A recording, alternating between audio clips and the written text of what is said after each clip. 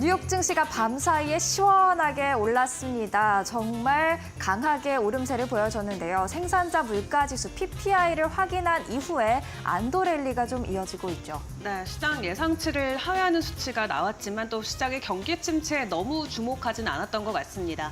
간밤 필라델피아 반도체 지수도 4% 넘게 급등 흐름을 보였고 전기차 쪽도 테슬라를 중심으로 일제히 상승 랠리가 이어졌는데 오늘 긍정적이었던 뉴욕 증시 상황 바로 체크해 보도록 하겠습니다. 간밤 뉴욕 분위기 자세히 전해주시죠. 네, 3대 주요 지수가 일제히 상승을 했습니다. 전날까지는 관망세가 좀 두드러진 시장이었는데요. 이날 관망세를 끝내는 모습이었습니다. 생산자 물가지수 PPI를 확인한 이후 강세를 보였고 또 장 후반으로 갈수록 상승폭을 조금씩 더 늘려가면서 크게 오르는 모습들이었는데요. 다우지수가 1% 넘게 올랐고 나스닥이 2.43% 그리고 S&P 500 지수가 1.68% 올랐습니다.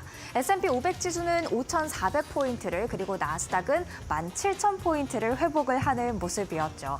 이날 생산자 물가지수 전월 대비로 0.1% 상승한 것으로 나타났는데요. 예상치가 0.2% 상승이었는데 이것보다 하회했다라는 점에서 지금 인플레이션이 연준의 목표치 2%로 가고 있다라는 자신감을 시장은 얻은 것 같습니다. 그리고 이날 빅스 지수가 20 아래로 정말 오랜만에 내려왔습니다. 18 수준을 나타냈는데요. 이런 점도 시장에 조금 안정성, 변동성을 줄이는 그런 모습들을 보여주면서 조금 호재로 작용하는 모습들 확인할 수가 있었습니다. 14일과 15일에도 계속해서 중요한 경제 지표 발표될 예정입니다. 이 PPI의 훈풍을 그대로 이어받을 수 있을지 지표 체크해 보셔야겠습니다. 이어서 히트맵을 통해 전체적인 분위기도 확인을 해보도록 하겠습니다. 오늘은 좀 쨍한 초록색, 그러니까 상승을 의미하는, 강한 상승을 의미하는 쨍한 초록색이 조금 많이 보이죠. 특히 기술주 쪽에서 많은 초록색, 상승하는 종목들이 나왔다라는 것을 알 수가 있는데요. M7도 대체적으로 다 오르는 모습들까지도 확인을 할 수가 있었습니다. 그렇다면 하나하나 세세히 살펴보도록 하겠습니다. 대형주부터 확인을 해보도록 하죠. 대형주 이슈가 좀 있는 종목들이 있었습니다. 일단 헤드라인을 통해서도 살펴봤듯이 구글이 픽셀 9을 출시했습니다. AI 기능이 강화된 픽셀 9 시리즈를 출시를 했는데요. 8월 22일부터 판매에 돌입한다고 합니다. 보통 이렇게 신제품 출시는 10월, 가을쯤에 공개가 됐었는데 이번에 이례적으로 8월로 앞당겼죠. 애플이 9월에 신제품을 출시할 예정이다 보니까 구글이 한 발 앞서서 신제품 공개에 나선 것으로 해석이 되고 있습니다. 하지만 알파벳, 구글의 모회사 알파벳의 주가도 1.21% 올랐습니다만 애플에 대한 아이폰 충성도가 워낙 높고 또 시장이 아이폰 중심으로 지금 시장 점유율이 형성이 되어 있다 보니까 애플의 주가도 흔들리지 않았고요. 1.72% 강세를 보이는 모습이었습니다. 테슬라 밤사이에 5.24% 강세를 보였습니다. 최근에 사이버 트럭에 대한 좀 흥행 실패에 대한 소식들이 전해지면서 주가가 하방 압력을 받기도 했었는데 테슬라 그 자체에 대한 희소식은 없었습니다만 전날 이제 트럼프와 머스크가 X에서 대담을 가졌었죠.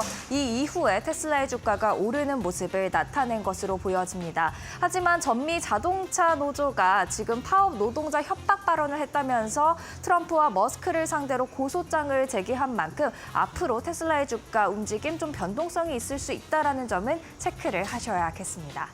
일라이 릴리도 2% 넘게 올랐습니다. 뱅크 오브 아메리카가 최선호주 리스트에 일라이 릴리를 추가하는 모습들 나타났습니다. 그리고 대형주 중에서 지금 눈에 안 보이는 게 있죠. 바로 엔비디아입니다. 이어서 반도체주도 확인을 해보겠습니다. 밤사이에 엔비디아도 강하게 올라와 줬습니다. 6.53% 강세를 보였는데요. 특별한 이슈는 없었습니다. 다만 엔비디아가 AI 또 기술의 중심에서 시장 상승을 이끌고 있는 만큼 특별한 호재 없이 시장이 오르면 강하게 함께 시장 상승을 주도하면서 같이 오르는 모습들 나타내고 있습니다.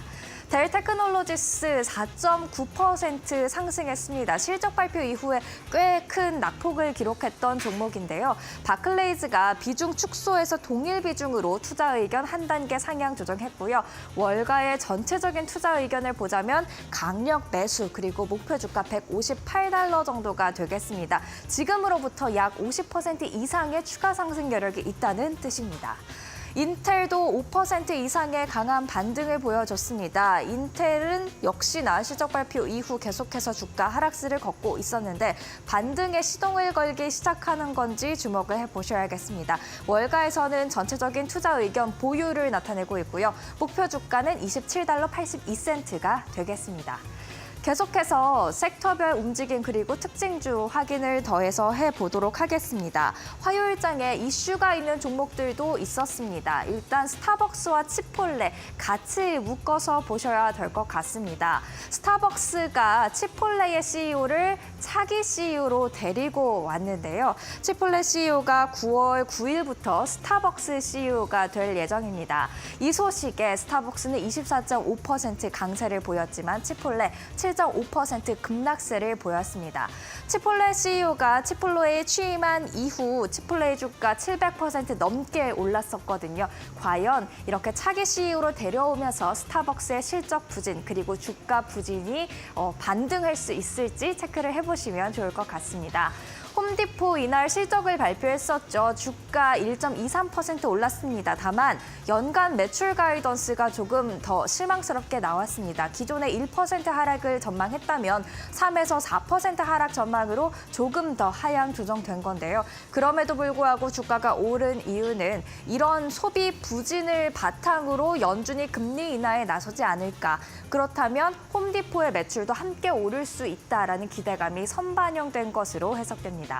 또 에너지 섹터 마지막으로 살펴보고자 하는데요. 이날 국제유가가 다시 하락세를 보이는 모습들이었습니다. 그러면서 에너지주 함께 내렸죠. 이날 국제유가가 내린 이유는 전날에도 말씀을 드렸습니다만 오펙이 글로벌 원유 수요 전망치를 하향 조정하면서 수요 둔화에 대한 우려, 또 4분기에는 공급이 과잉될 수 있다라는 우려가 지금 계속해서 나오고 있기 때문인 것 같습니다. 울프 리서치는 유가의 저항선으로 84달러를 보고 있는데요. 만약에 이 84달러 선이 돌파되면 90달러 중반까지도 올라갈 수 있다라고 했습니다. 다만 아직까지는 80달러 선도 쉽게 넘기지 못하고 있다라는 점 체크를 하시면 될 것 같습니다. 국채 금리도 확인을 해봐야겠죠. 이날 국채 가격이 오르면서 국채 금리는 하락세였습니다. 계속해서 시장이 연준이 가속화할 것이다, 금리 인하에 빠르게 나설 것이다 라는 시장 예상을 강화하면서 국채 가격은 오르지만 국채 금리는 내림세를 보이는 모습들 확인할 수가 있죠. 2년물 국채 금리도 4% 아래로 내려왔습니다. 마지막으로 유가와 금값 체크해 보겠습니다. 국제 유가부터 보시죠. 2% 이상 하락을 하면서 배럴당 78달러 선으로 내려오는 모습 확인을 할 수가 있었고요. 그리고 금값은 0.15% 소폭 강세로 마감을 했는데요. CPI 그리고 소매 판매 등 주요 경제 지표를 확인한 이후 또 움직임이 나올 것으로 예상되고 있습니다. 이렇게 화요일장 정리를 해보도록 하고요. 이어서 전화 연결을 통해서 뉴욕 증시 조금 더 자세하게 들여다보도록 하겠습니다. 이주영 이데일리 글로벌 마켓센터 기자 연결돼 있습니다. 안녕하세요. 안녕하세요. 네, 뉴욕 증시 정말 오래간만에 또 시원하게 올라줬습니다. 기술주 중심의 강세가 두드러졌는데요. 화요일장 어떻게 정리할 수 있을까요? 네, 이번 주 인플레이션 지표들과 고용 지표의 소매업체들의 실적 발표까지 중요한 주간인데요. 첫 스타트였던 간밤 뉴욕 증시에서는 개장 전 7월 생산자 물가 지수와 주택 인테리어 업체 홈디포가 실적을 발표했습니다. 먼저 생산자 물가 지수 즉 PPI는 전월보다 0.1%, 또 지난해 같은 달보다는 2.2% 상승했습니다. 이는 월가 전망치 전월과 비교해 0.2%, 또 지난해 같은 달 기준 2.3%보다 조금씩 덜 나온 것으로 시장은 인플레이션 완화세가 이어지면서 경기 침체 우려감을 키우진 않는 수준의 결과였습니다. 이 지표 나온 이후 뉴욕 선물지수, 특히 나스닥 선물지수가 1% 가깝게 오르고 미국의 10년물 국채 수익률은 낙폭을 키우며 시장에 우호적으로 반응하기도 했습니다. 반면 앞서도 말씀해 주셨던 홈디포는 예상치를 상회한 실적에도 연간 가이던스를 하향 조정하며 우려를 키웠는데요. 특히 하반기 소비 수요 악화가 염려된다는 발언으로 장 초반에는 엎치락뒤치락했으나 결국 지수 상승세에 힘입어 주가도 올랐습니다. 개별 종목 가운데서는 지난 5월 실적 발표 이후 30% 넘는 주가 하락을 보였던 대리, AI 부문의 수요 지속성에 대한 우려가 점차 줄어들고 있다는 분석에 강세를 보였고, 세계 최대 사이버 보안 기업인 팔로알토는 수요 증가가 포착된다는 분석과 또 오는 19일 실적 발표를 앞둔 기대감에 목표 주가 상향 분석 보고서가 나오기도 했습니다. 블랙 먼데이를 겪었던 이후 지금 시장이 빠르게 안정화되고 있는 모습들 간혹 가다가 포착이 되고 있습니다. 여전히 살짝 불안한 모습이 있기도 하지만 그래도 이대로 순항을 해주면 좋겠다라는 생각이 드는 시장들 요새 좀 많이 보이고 있는데요. 월가에서는 또 신중론과 또 낙관론이 혼재되어 있는 것 같습니다. 저희는 어느 쪽에 조금 더 중점을 두면 좋을까요? 네, 다행히 긍정론이 소폭 커지고는 있지만 신중론을 간과하기에는 아직 시기상조로 보입니다. 먼저 노무라증권은 지난주 매도세에서 시장이 빠르게 반등 중이라며 주식시장의 하방 리스크가 줄고 있다고 평가했습니다. 또 다른 투자은행인 파이퍼 샌들러도 S&P 500 지수가 다시 랠리를 재개할 것이라고 예상했는데요. 지수도 올 하반기 5,800까지 오를 것이라고 전망했고, 결국 랠리가 살아나며 중소형주들이 순환 장세가 이어져 시장 수익률을 상회하게 될 것이라고 기대하기도 했습니다. 골드만삭스는 보다 적극적으로 얼마 남지 않은 저가 매수의 기회라고까지 표현하기도 했습니다. 중요한 변수는 오는 23일과 24일 예정된 제롬 파월 미 연준 의장의 잭슨 홀 연설과 또 28일 나올 엔비디아의 실적 결과라고 꼽았는데요. 파월 의장이 시장 친화적인 발언을 해주고 또 최근 그랬듯 엔비디아가 호실적의 긍정적인 가이던스로 주가가 살아난다면 다시 시장은 랠리를 이어갈 것이고, 이어 11월 미국 대선 이후에는 뉴욕 증시가 다시 사상 최고치를 경신할 것이라고 골드만삭스는 전망했습니다. 그러나 일각에서는 여전히 시장 반응을 확신하기에는 장애물이 남아있다고 목소리가 있었는데요. 간밤에 공개된 홈디포 말고도 15일 공개되는 월마트 실적과 또 우리 시각으로 오늘 밤 9시 반에 나올 7월 소비자 물가지수, 또 다음 날인 15일 예정되는 주간 실업수당 청구 건수 등 변수들이 상당하다고 지적했습니다. 물론 이런 신중론 입장에서도 9월 금리 인하에 대해서는 첫 인하가 지연될 가능성은 낮다는 의견이 대세를 이뤘습니다. 네, 말씀해 주신 대로 9월 기준금리 인하 가능성 시장은 지금 100%를 반영하고 있는데 문제는 이건 것 같습니다. 베이비 스텝이냐, 0.25%포인트 인하냐, 0.5%포인트 인하냐, 그리고 9월 이후에는 기준금리 계속해서 인하할 것인가, 이 부분에 대해서 시장이 조금 더 주목하고 있지 않을까 싶은데요. 이런 부분에 대해서는 소비자 물가 지수까지도 확인을 해봐야 조금 더 자세한 이야기를 알 수 있지 않을까라는 생각이 듭니다. 오늘 밤에 나온다고 말씀을 해주셨는데 CPI에 대한 월가의 전망은 어떤가요? 네, 앞서 말씀드린 대로 우리 시각으로 오늘 밤 9시 30분에 발표됩니다. 월가에서는 이번 CPI 결과가 전월과 비교해 0.2%, 또 지난해 같은 달보다는 3% 상승할 것으로 내다보고 있습니다. 특히 전월 수치가 0.1% 감소였다는 점에서 상승 전환이 예상되는 건데요.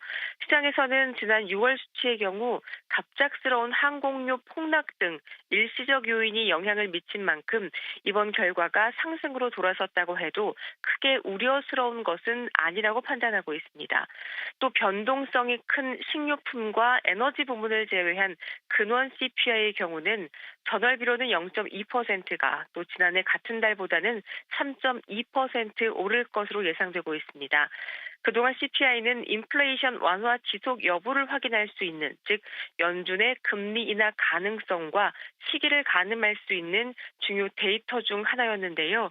그러나 일부 월가 전문가들은 지난 블랙 먼데이를 촉발했던 요소 중 하나가 고용지표 부진인 만큼 이번에는 CPI 결과보다는 고용지표 결과에 연준은 보다 주목할 것이라고 예상하기도 했습니다.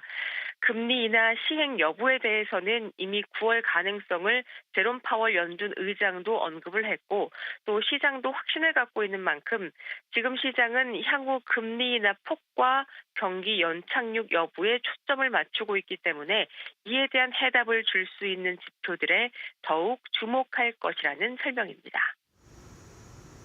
네, 지금까지 이지영 이데일리 글로벌 마켓센터 기자와 함께했습니다. 말씀 감사합니다. 감사합니다.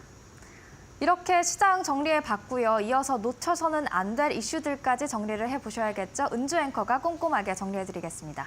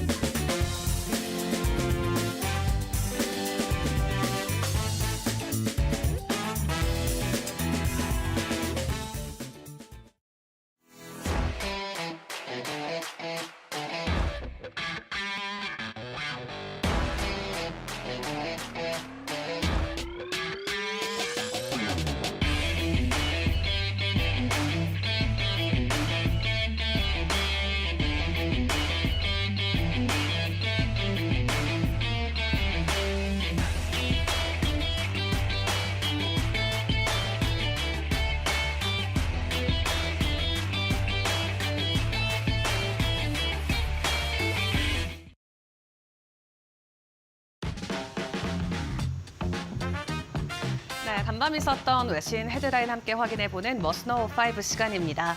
오늘 새벽부터 우리가 시장에서 꼭 주목해봐야 되는 지표들 매일매일 하나씩 발표가 되게 되는데요. 먼저 나왔던 PPI 지표부터 확인을 해보도록 하겠습니다. 전월 대비는 0.1% 오름폭을 보였고 전년 대비는 2.2% 올랐는데 결론적으로는 시장의 예상치보다도 더 낮게 나오면서 9월에 연준이 금리를 인하할 수 있는 자신감에 더 힘을 실어주는 지표가 확인이 됐습니다.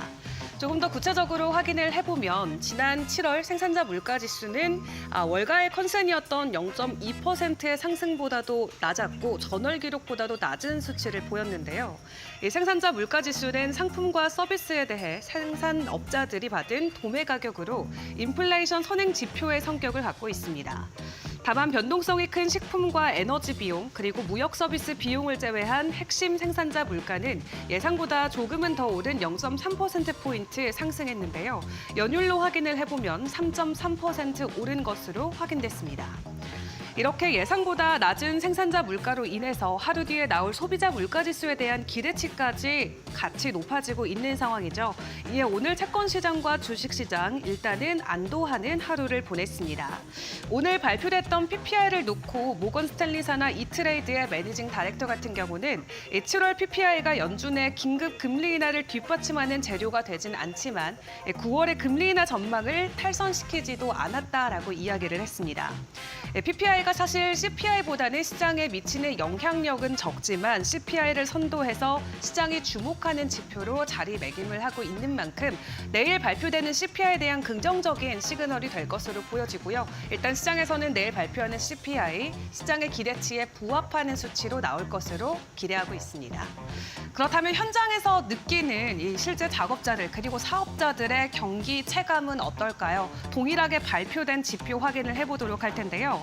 이 7월에 중소기업 경기 전망 지수가 나왔는데 2년 만에 가장 낙관적인 지표가 확인이 됐다고 합니다.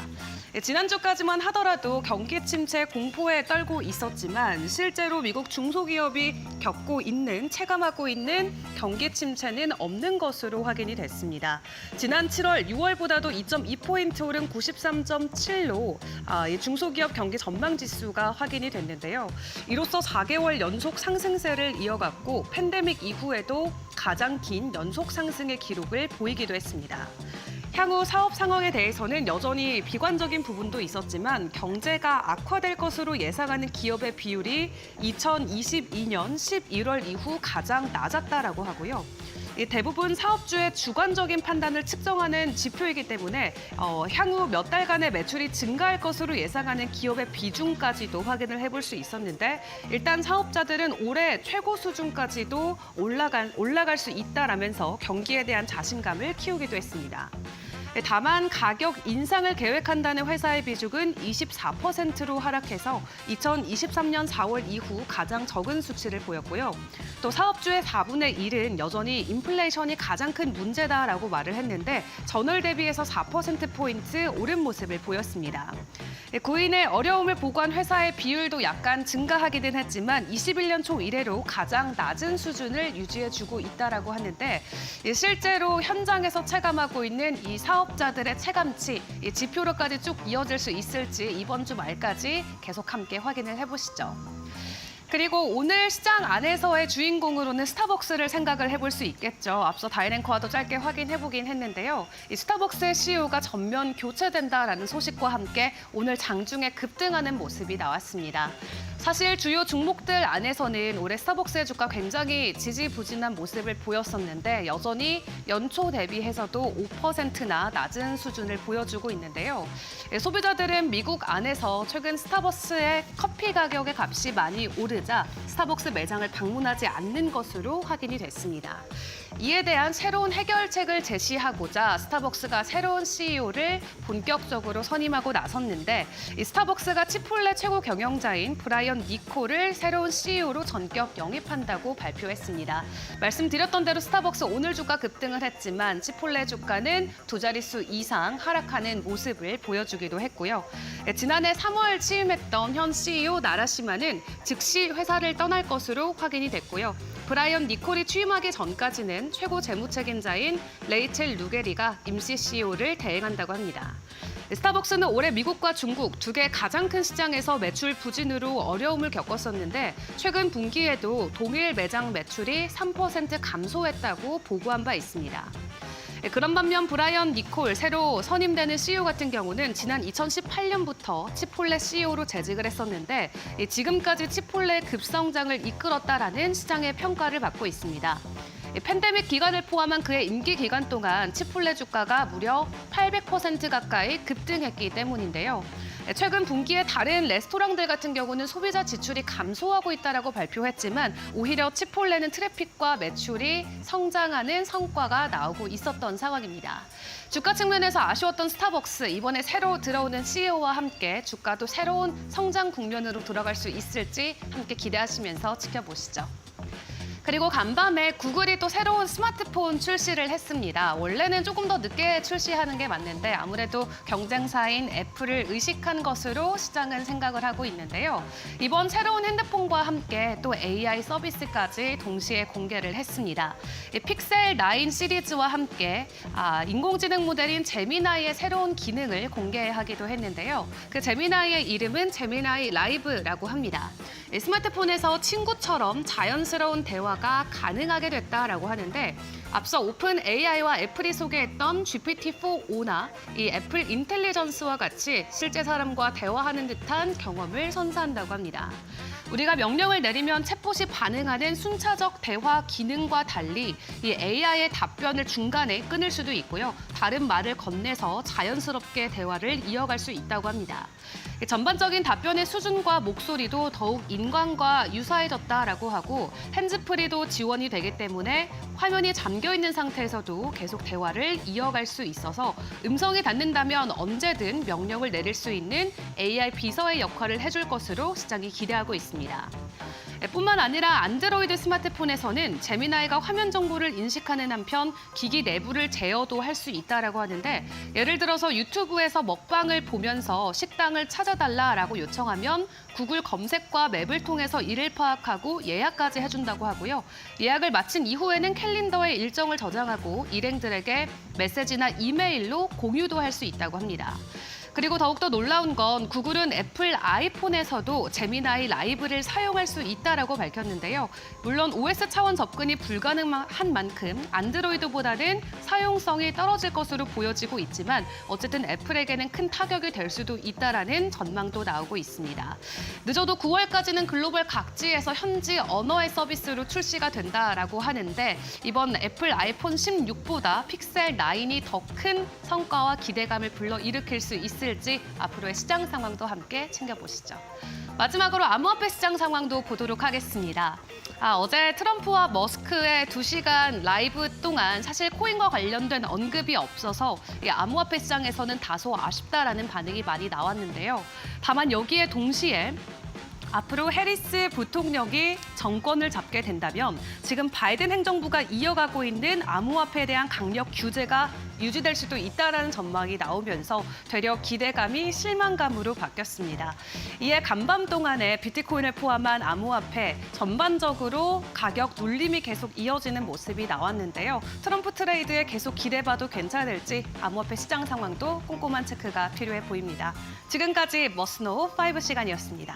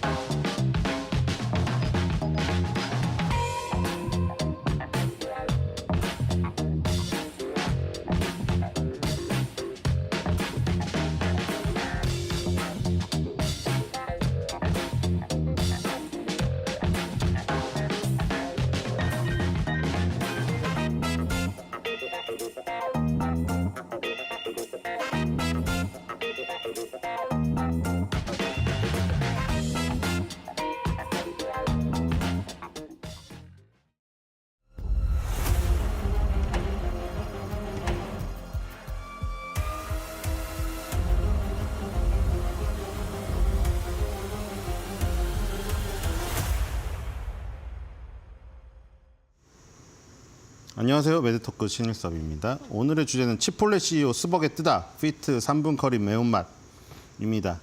스벅이 30% 가까이 급등하는 거 처음 봤습니다. 자, 먼저 맥도날드 프랑스 계정. 재밌는 게 떴습니다. 맥도날드가 미국 회사인데 프랑스. 자, 이번에 프랑스 파리 올림픽 보면서 뭐 이전부터 이미 사실 뭐 중국 묻었다고 뭐 유럽의 짱 뭐라고 이렇게 인터넷에 이미 돌고 있더라고요. 그래서 사람들이 되게 여론이 별로 좋지가 않더라고요. 유럽에 대한 이미지가. 그리고 요즘에 유튜브가 나온 뒤로부터 옛날에 그렇게 그냥 앓고 지냈던 것들이 다 언론에 나와버리잖아요. 그 방송에.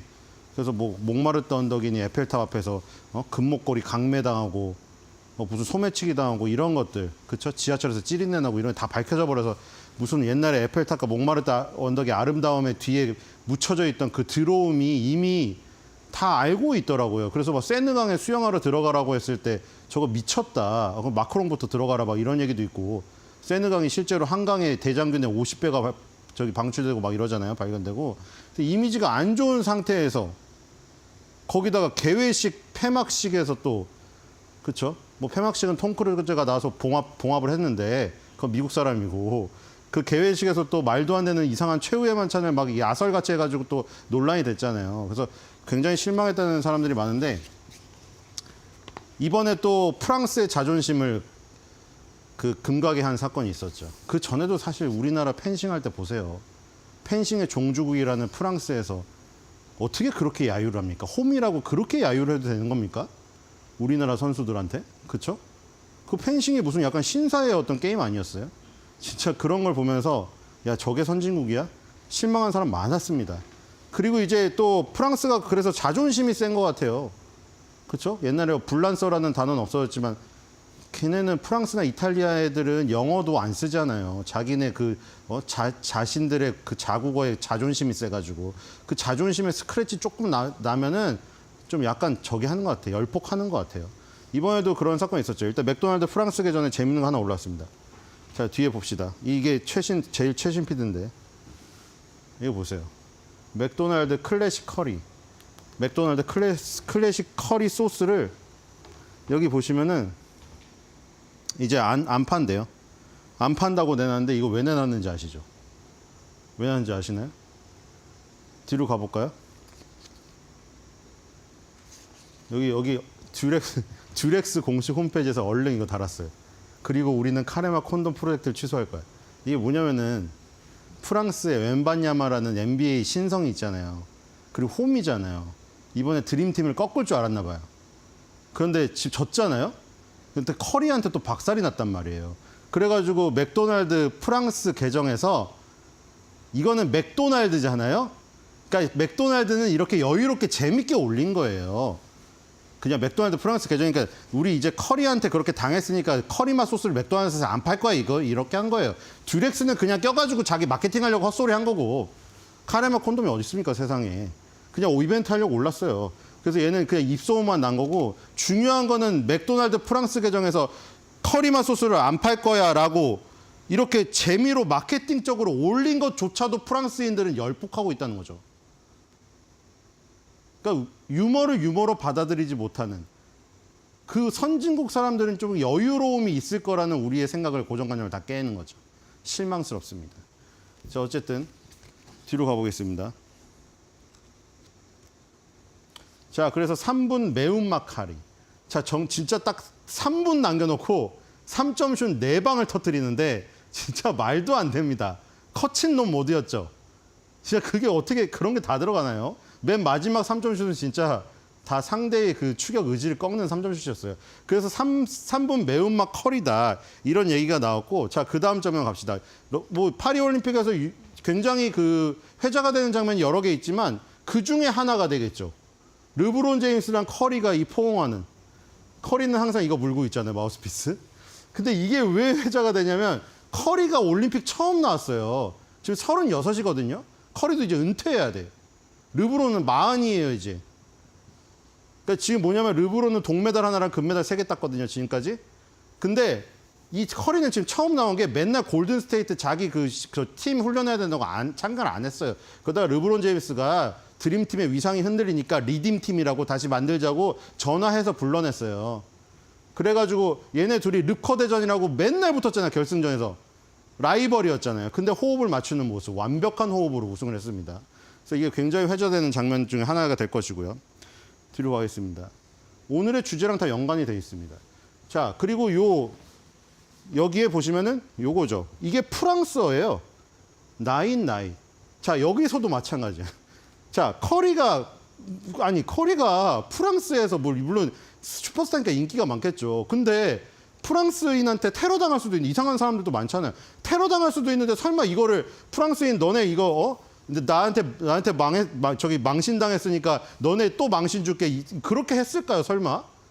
미치지 않고서야? 금메달을 메고 나서 이거 나인나잇을 이게 뭐냐면 커리가 마지막에 3점슛 4번째 그 말도 안 되고 쏘면서 이거 잠자는 표시를 했어요. 이게 세리머니를. 그게 그러니까 나 이제 다 끝났으니까 잔다는 표시인데 이게 상대방 코트에다 대고 상대방 관중에다 대고 하니까 상대방 입장에서는 아까 말했잖아요. 여유가 없는 프랑스인들. 그리고 여유가 없는 프랑스인들 펜싱할 때 막 야유했던 그 프랑스인들이 보기에는 우리를 조롱하는 걸로 보이는 거예요. 야, 너네 이제 게임 못하니까 너네 잠이나 자라. 그리고 여기다가 또 나인나잇이라고 이거 후드티 입고 오니까 더 열받겠죠. 네? 근데 커리는 아무 생각이 없어요. 그러니까 그걸 여유롭게 받아들이지 못하는 프랑스의 잘못이죠. 자, 그 다음으로 가겠습니다. 자, 그 다음에 이제 르브론 제임스가 이 지금 피자인데 이게 무슨 피자냐면 블레이즈 피자라는 건데 블레이즈 피자랑 마케팅 계약을 체결해서 여기서 피자를 직접 만들고 있는 모습이에요. 근데 여기서 2015년도에 맥도날드랑 1,400만 달러짜리의 마케팅 계약이 있었는데 르브론 제임스가 그 햄버거 맥도날드를 버리고 블레이즈 피자랑 계약을 맺었어요. 젊은 애들한테 굉장히 인기가 있어서 폭발적으로 성장하고 있는 브랜드거든요. 여기서 이제 이어집니다. 얘기가. 뒤로 가볼게요. 자, 요거는 치폴레의 창업자 스티브 엘스고요. 최초의 치폴레 매장입니다. 자, 여기서 왜 연관이 있느냐? 자, 르브론 제임스가 2015년에 맥도날드와 계약을 포기하고 블레이즈 피자랑 마케팅 계약을 체결했다고 했죠. 그 다음에 이 치폴레가 예전에 2005년도 이전 1998년에 맥도날드가 치폴레에 집중 투자를 해서 지분이 90%까지 오릅니다. 그래서 그 당시에 요게 첫 매장이었고요. 여기서 이제 스티브 헬스가 창업한 다음에 요거를 1호점으로 해서 14호점까지 늘렸는데 맥도날드가 1998년에 치폴레에 90% 투자하면서 적극적으로 영업을 해서 매장이 2005년도에는 500개 가까이 증가를 합니다. 그런데 2006년도에 맥도날드가 치폴레의 지분을 다 싹 다 팔아요. 이렇게 성장성이 큰 거를. 왜냐하면 맥도날드는 햄버거 체인으로 패스트푸드로 빨리빨리 팔아야 되는 그 개념이었는데 치폴레랑 맞지 않는다고 여기서 버립니다. 근데 바로 그 2006년도에 치폴레를 매각하고 나서 그때부터 치폴레는 급성장을 하죠. 그래서 맥도날드가 그 버렸던 시점이 맥도날드가 지금 아쉬울 수 있고, 그 다음에 르브론 제임스가 맥도날드를 버리고 블레이즈 피자로 간 거. 거기서도 이제 맥도날드랑 약간 이 척을 진 부분, 이런 것들이 이제 이 이야기와 이어지는 겁니다. 자, 뒤로 가보겠습니다. 자, 이게 바로 그 대장균인데, 이 지금 그 CEO가 치폴레 CEO가 스벅에 왔다고 했잖아요. 이 CEO가 한 일이 아까 방금 스티브 헬스라는 창업자가 나왔잖아요. 스티브 헬스라는 창업자가 나와서 맥도날드의 지원을 받아서 500개까지 증가를 했고 2006년에 맥도날드는 떠났지만 계속 스티브 헬스는 승승장구했습니다. 근데 그러다가 직격탄 하나 맞는 사건이 바로 일어나는데 식품기업의 치명적인 식중독 사고가 일어나요. 이콜라이가 바로 대장균입니다. 이 대장균 사건이 일어나가지고 엄청난 지금 저기를 보게 되거든요. 타격을 입게 됩니다. 2015년에 치폴레 매장에 대장균 식중독 사고가 났고요. 2016년에 매출이 전년 대비 13% 감소하고 순이익이 95% 급감합니다. 그래서 스티브 헬스가 창업자로서 승승장구했지만 여기서 무너지게 돼요. 그래서 2018년에 창업주 스티브 헬스 대신해서 신임 CEO가 투입이 되는데 바로 어저께 스타벅스로 간다고 선언한 그 니콜 CEO가 바로 이때 투입된 그 CEO입니다. 근데 그 CEO가 어디 출신이다?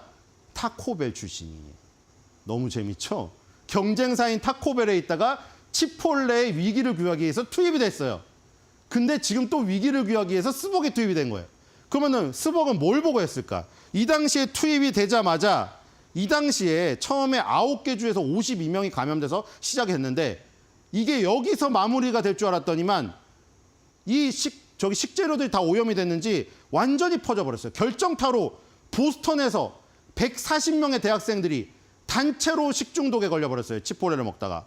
그래서 거기서 폭발적으로 늘어가지고 주가가 급락을 했습니다. 그런데 이제 니콜 CEO가 딱 들어왔어요.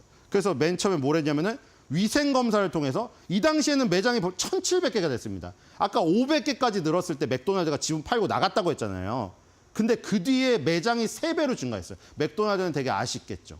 아쉽지 않을 수도 있겠죠. 자기랑 가치가 달라서 그런 거니까. 어쨌든 돈에서는 아쉬울 수가 있을 거예요. 1,700개가 달했던 매장 중에서 100개를 잘라버립니다. 위생검사에 통과 못한 것을. 그래서 그 다음에 신뢰 회복을 위해서 재료들은 다 그 지역 농장에서 바로 직배급 받는 걸로 바꿨고요. 그 다음에 매달 추첨을 합니다. 뭘 추첨하면 고객 중에서 그 룰렛을 돌려가지고 추첨을 해가지고 고객들과 함께 그 지역 농장을 직접 방문해서 그 재료를 확인해요.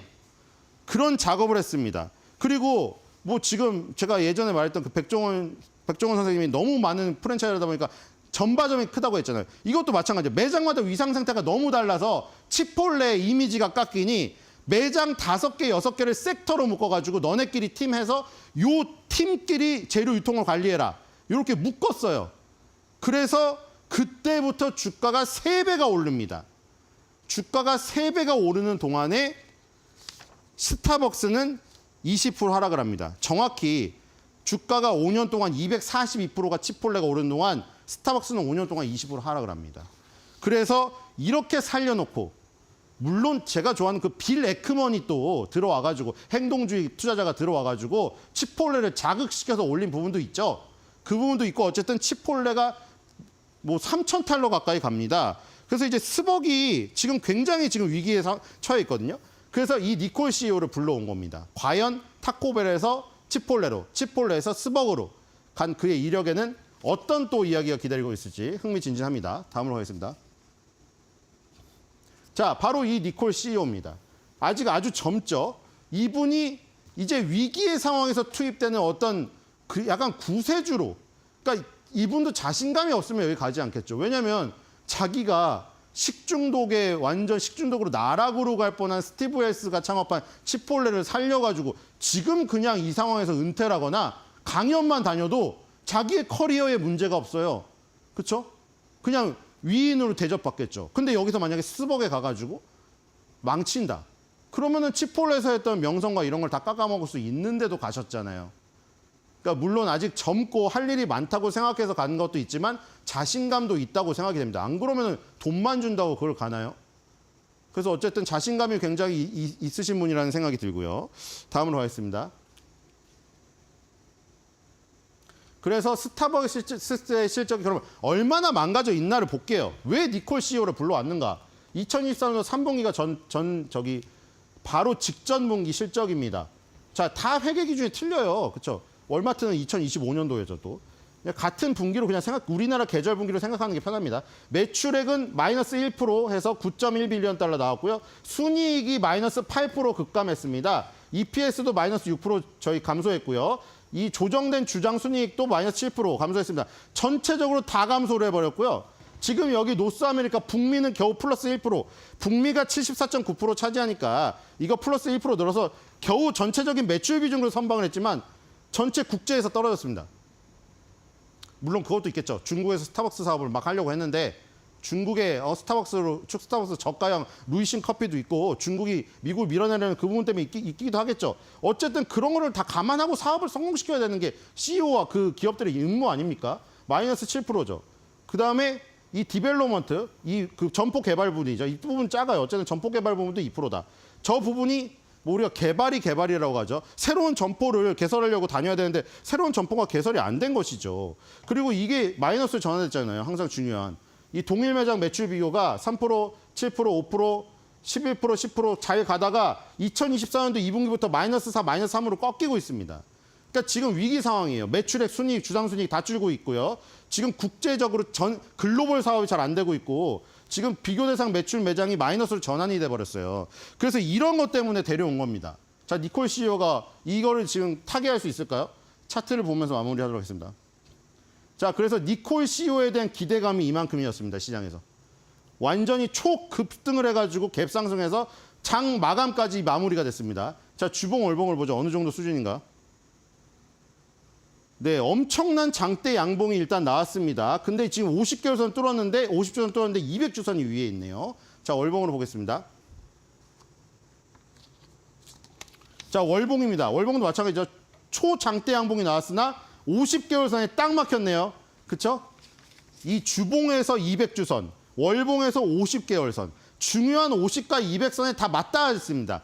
거기까지는 니콜 CEO의 등장에 따라 거기까지는 올랐는데 그 이상을 가려면 이제 9월 9일 날 취임을 합니다. 아직 한 달여간의 공백기가 있어요. 그 중간에 준비 과정을 두고 들어오겠죠. 그때까지는 기대감에 오르겠으나 9월 9일 날 이게 오래 기다려주지 않아요. 이 세계는. 9월 9일 날 만약에 여기 CEO에 취임을 한 다음에 성과가 빨리 나타나지 않으면은 50주선과 200개월선의 그 저항에 부딪혀가지고 주가가 다시 조정을 받을 가능성도 있습니다. 과연 이 중요한 부분을 뛰어넘을 수 있을지 9월 9일 이유가 굉장히 기대가 됩니다. 오늘 한 줄 매도평입니다. 이거는 제가 한 말은 아니고 끝에만 살짝 바꿨어요. 어떤 미국의 애널리스트가 예전에 이런 얘기를 했습니다. 니콜 CEO가 와가지고 식중독 사태를 완전히 타개를 시켜가지고 급등을 시켰을 때 이런 말을 했어요. 아마존엔 제프 베조스가 있고 애플엔 팀 쿡이 있다. 그리고 치폴레엔 브라이언 니콜이 있다. 이런 평가를 내렸습니다. 저는 끝만 바꾸겠습니다. 아니, 이제 스벅에 있을 거다.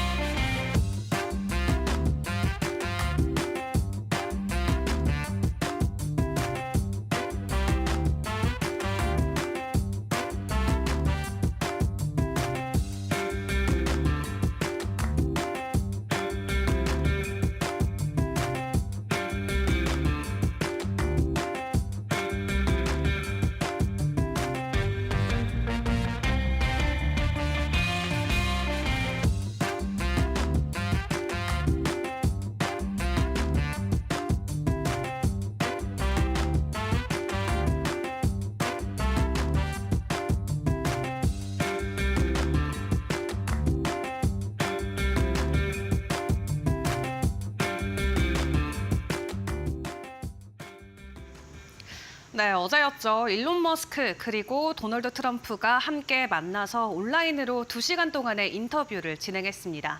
해당 인터뷰를 놓고 로이터 통신은 현재 미 대선의 판도를 바꿀 수도 있는 중요한 정표가 이정표가 될 수도 있다라고 미리 평가하기도 했는데요.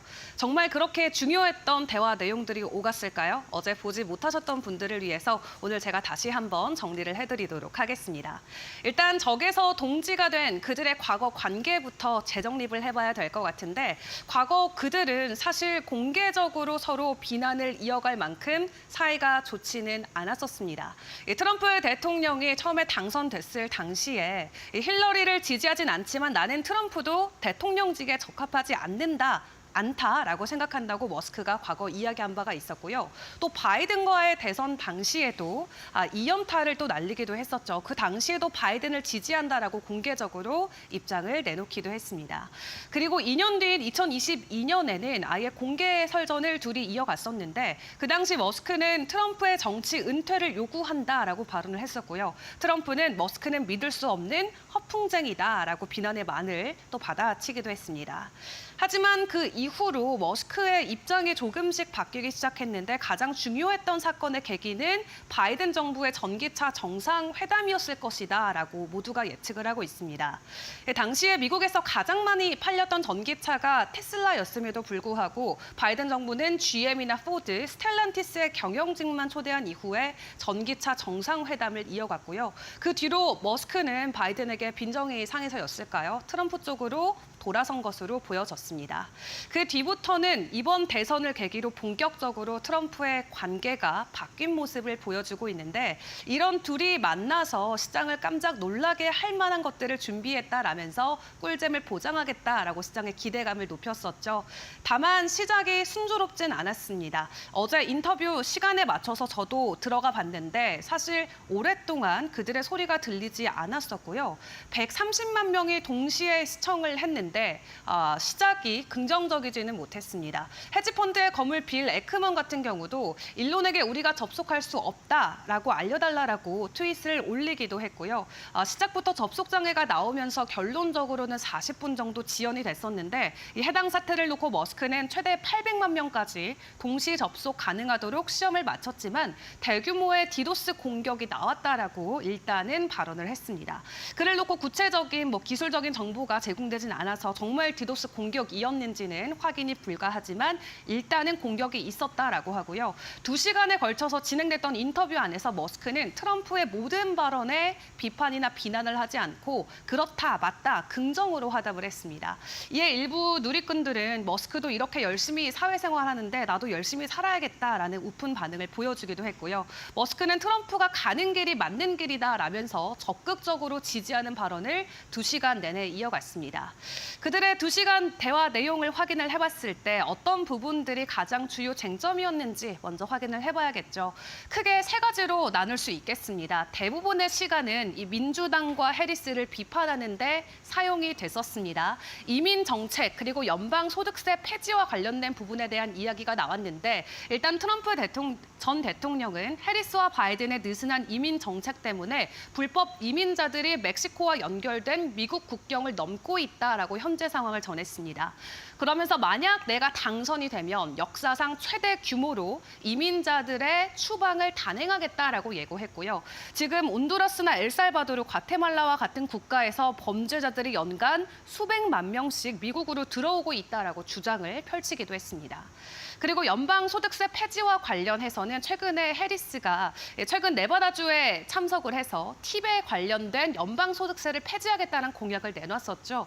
트럼프는 그거 내가 먼저 이야기한 건데 해리스가 뺏겼다라고 또 비판의 말을 이어가기도 했습니다. 그리고 최근 글로벌 지정학적 리스크에서 거의 투탑이라고 말할 수 있을 정도로 늘 부각이 되고 있는 김정은, 푸틴과 관련된 언급도 내놓았는데요. 일단 김정은과 관련해서는 내가 김정은을 잘 안다 있다라고 이야기하면서 사실 지구에서 가장 큰 위협은 온난화가 아닌 핵 온난화다라고 이야기를 했습니다. 그러면서 본인이 재임할 때는 핵 위기란 없을 것이다라고 자신감을 보였고요. 푸틴과 관련해서는 나는 푸틴을 존중한다라고 이야기하면서 이런 사람들과 잘 지내는 거는 나쁜 게 아니라 오히려 좋은 일이다라고 평가하기도 했습니다. 그리고 과거에도 만약 내가 다시 재임이 되면 러시아와 우크라이나 전쟁 바로 종전시키겠다라고 발언을 했던 만큼 이 김정은과 푸틴, 즉 북한과 러시아의 문제를 현 바이든 정권보다 본인이 훨씬 더 잘 해결할 수 있다라는 자신감을 표명하기도 했고요. 또 가장 중요했던 부분이 전기차가 될 것 같습니다. 앞서서 말씀드렸던 대로 민주당이나 해리스와 관련된 비판에 대부분의 시간이 소요가 됐기 때문에 전기차와 관련해서 크게 여러 이슈들이 부각되지는 않았습니다만 파리 기후 협약까지 탈퇴할 정도로 친환경 에너지와 관련돼서 부정적인 입장을 보였던 이 트럼프 전 대통령이 이번에는 트럼프의 전기차, 테슬라의 전기차 믿을 수 없을 만큼 훌륭한 상품이다라고 칭찬의 말을 내놓기도 했습니다. 자, 이런 발언들이 오갔는데 시장에서는 어떻게 평가를 했을까요? 사실 이 가디언즈의 한마디만 보더라도 정리가 될 것 같습니다.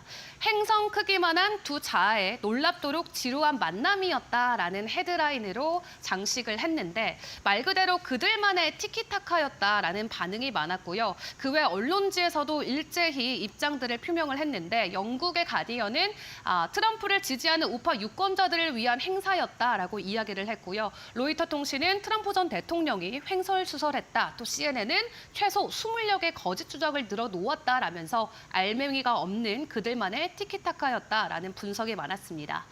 그래도 일단 한 명은 확실하게 웃은 모습이었습니다. 오늘 테슬라의 주가를 봤을 때 그랬는데요. 이 해리스와 트럼프의 지지율표 아직까지는 해리스가 앞서고 있는 것으로 보여지지만 오늘 테슬라의 주가가 5% 가까이 반등으로 이어지면서 일단 테슬라에는 호재처럼 작용된 모습이 포착이 됐습니다. 어제 못 보신 분들을 위해서 한번 정리해봤는데 사실 대단한 내용은 없었고요. 오늘 테슬라의 주가가 오른 것에만 긍정적인 호재 소식으로 적용이 됐던 것 같습니다. 지금까지 사인이었습니다.